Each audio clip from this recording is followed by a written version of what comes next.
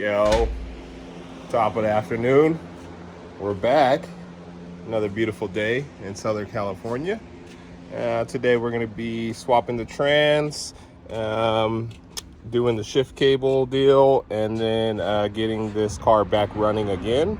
Back half is done. Now we're going to do the front half and work our way in between the middle with the drive shaft when it gets done. So basically my goal is here to show you that this can be done in daily steps and the car can still be running. You do not need to take your car to a shop for 3-4 years or whatever you guys are doing. Do this shit yourself, man. Swap the tranny. It's not a big deal. We're going to show you how to do it. I don't think I showed you guys the finished product of the trunk. We dynamatted. I am still waiting on this hose to get here, the 290, so I can come down straight. And then I went ahead and added him a gas door. That was on the house. That's the perks of coming here. We could do something for, you know, not for free, but if I feel like doing it, I might bless you, man. You know how it goes. So he'll be able to fill up from the stock gas door. And this 90 here, just got to just dynamatted everything, so everything's nice and clean.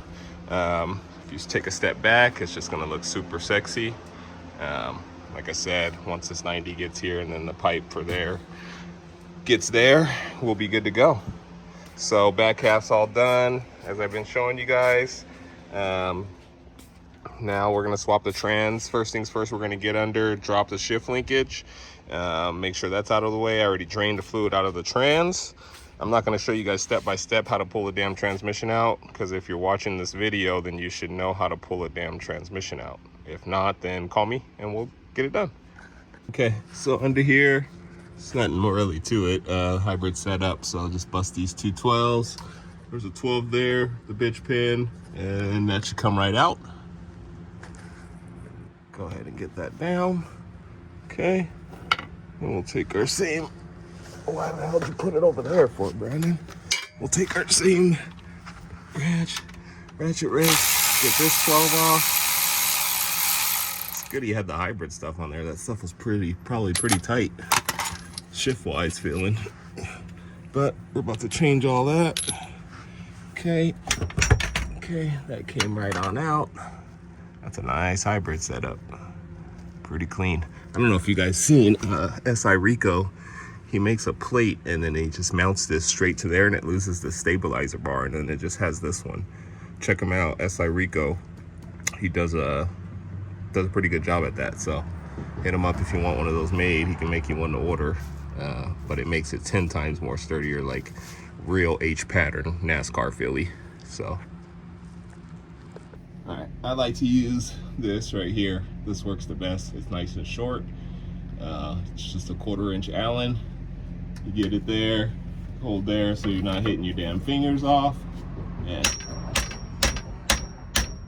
a couple whacks, she's off to the races. So I need to do one more tap. Okay, so that came out. So we'll go ahead and put all this stuff together. So this linkage is officially down. Okay. Okay, so now we're gonna grab the shifter box. As I mentioned, we now go from cables or from shift linkage to cables. So with this on top, it's pretty bulky, especially with the EG interior, EF interior. It just makes it kind of hard to get this in here hidden, as you see there. So what I'm gonna attempt to do is do what I did on my car and my son's and try to get it mounted from underneath. We're gonna try. So it might take some cutting and finessing inside of here. We haven't really figured that out yet, but we'll get to that when we get to it. So for right now, let's go underneath. Let's try to get this somewhat up there, see what needs to happen, and go from there. Okay, we are on all 4 jack stands with the jack just in case. We lost a guy here in California, S2000, I forgot his name, IG name. Jacks fell on him the day of a car show, man, and he ended up dying. But yeah, that's some scary stuff. I always think about that working under cars, man. I triple check, make sure we're safe up underneath here for sure. Enough to where I can push this bitch and it still doesn't move. So it's looking like I need to go up a ton of it for sure. So it's looking like it's just barely a little bit. So I'm gonna try to cut this more square. He might lose this boot, but there's tons of boot options that he can put over there to seal this back up. So not really worried about that. I'm more concerned about getting this up here. So let me get back up top, take the interior out, get the Sawzall out, and then try to open this hole up a little bit more. Okay, so right now I do got it cut, a little square there with the saw. It does fit up there perfect. So I'm gonna go underneath.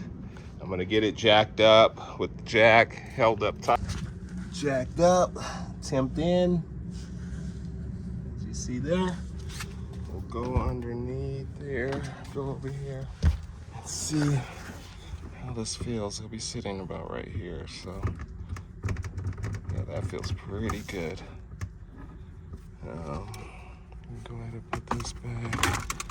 Too bad he doesn't have the boot, so we can seal this up. And it's angled a little bit towards me. I like to do that. Number one, the CRV shifter's aimed towards you, but I aimed this a little bit towards me because it gets you a guaranteed 1, 2, 3, 4, just like in the position that, you know, I am. I've never went 4 to 1 or 3 to 2, whatever the fuck you guys be doing. It's very simple, just bam, bam. But yeah, I like how that's coming out. Full interior is gonna fit right back on top like nothing happened. So we're good to go. All right, right now we're gonna go ahead and pull this transmission out. I got the intake pipe off and the lines here so I can have more room to work with. Got to drop the traction bar because the turbo is gonna hit it. So it's not gonna allow me to pivot, I don't think, enough, but we'll see. But yeah, let's get this out and come right back. All right, so right now I just finished getting the shifter in. Like I said, the shifter is mounted from the bottom. We might have to do a little prying here because the shifter is weird. 1, 2, 3, 4, 5. Feels good. So I think it'll be better once the lever gets on. We're about to do that right about now. So right now I'm just gonna get rid of this hybrid racing one and then throw on the one that actually goes on here.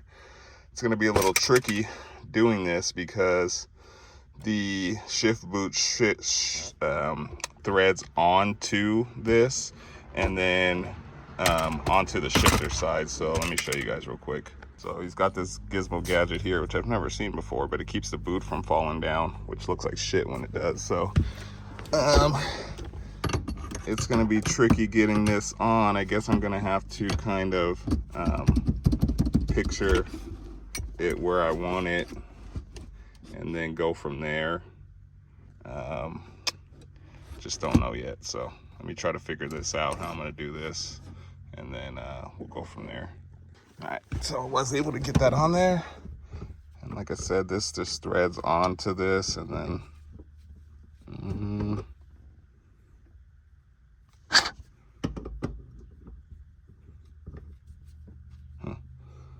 okay, well the shifter doesn't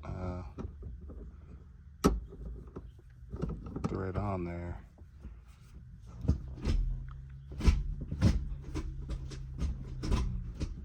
I mean, there's no oil in this thing, so things are a little tight, but oh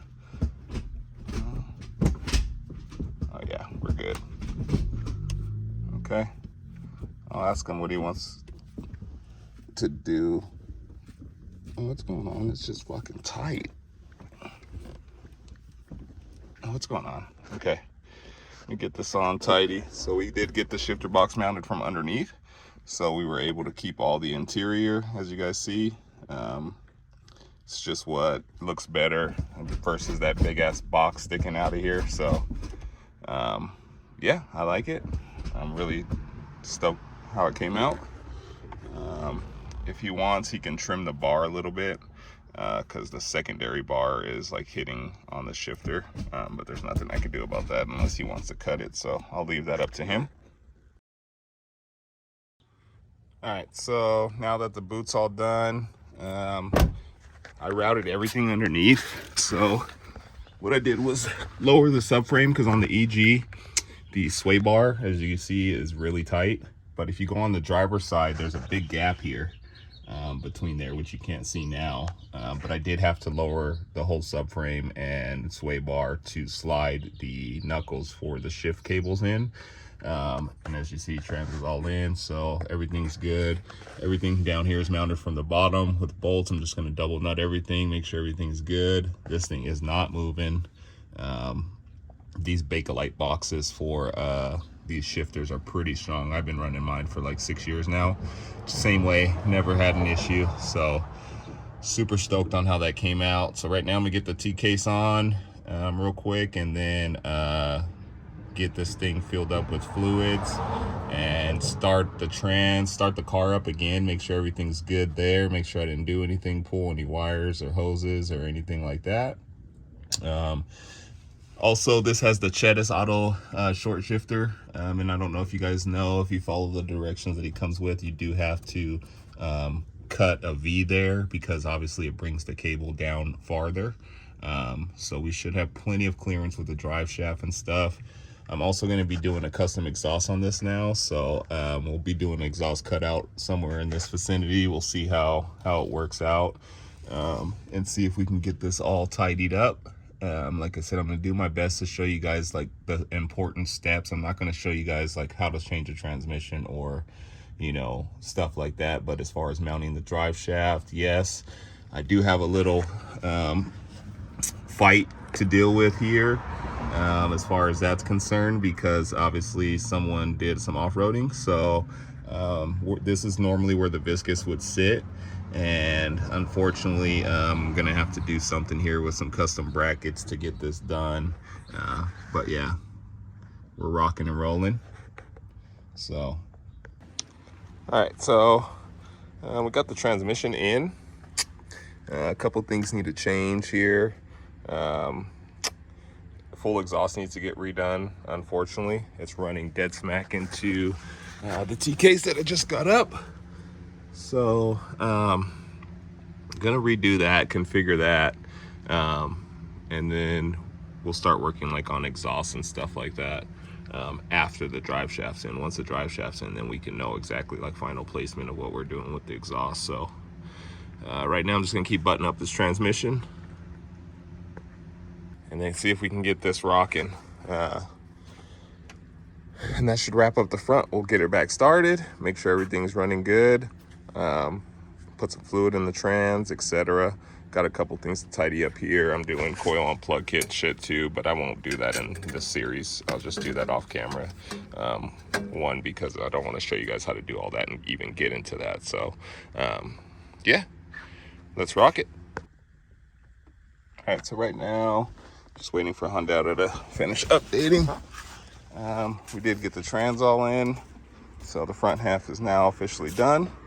We're gonna go ahead and start it, and then flip her around, and then that'll wrap up this video. We'll catch the drive shaft on the next video, install, test launch, you know, all that good jazz. So maybe not test launch, because we did make a couple changes. So I did swap out to bigger injectors, 1700X's, and I did the coil on plug shit. So I don't know if it might need a new tune. I'm gonna try to makeshift some shit right now to see if it helps, and then we'll go from there.